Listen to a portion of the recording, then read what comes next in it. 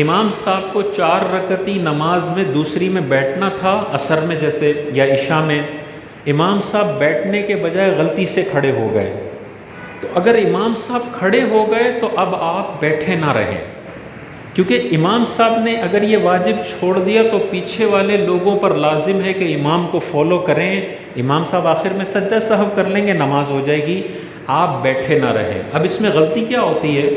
دوسری رکعت میں امام صاحب غلطی سے کھڑے ہو گئے، شرعی حکم یہ ہوتا ہے کہ جب آپ کھڑے ہو کے فرض کی طرف چلے گئے تو فرض سے واجب کی طرف پلٹنا ناجائز ہے، جب آپ قیام کی طرف چلے گئے تو اب التحیات کی طرف پلٹنا جائز نہیں ہے۔ تو اگر دوسری میں بیٹھنے کے بجائے امام صاحب تیسری میں کھڑے ہو گئے تو اب امام صاحب پر لازم ہے کہ نماز جاری رکھو، دوسری کی طرف بیٹھنے کی طرف پلٹنا گناہ ہے۔ اب پیچھے سے اگر کوئی لقمہ دیتا ہے تو اس کا لقمہ بے محل لقمہ ہے، یہ لقمہ دینے والا گناہ گار ہوگا اور اس کی نماز ٹوٹ جائے گی، ٹھیک ہے؟ تو دوسری میں کبھی امام صاحب نہیں بیٹھتے تو کبھی بھی لقمہ دینے کی غلطی نہ کریں، کیونکہ یہاں لقمہ دے ہی نہیں سکتے، لقمہ تو دینا تب ہے جب امام کو آپ نے بتانا ہو کہ بھائی بیٹھ جاؤ، یہاں تو شریعت کہہ رہی ہے بیٹھنا جائز نہیں ہے،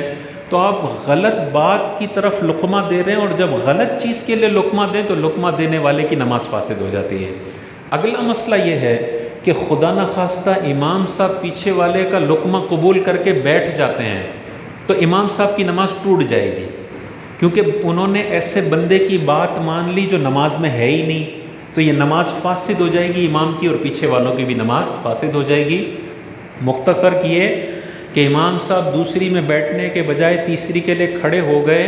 تو سارے کھڑے ہو جائیں، سبحان اللہ یا اللہ اکبر بول کے امام کو لقمہ نہ دیں،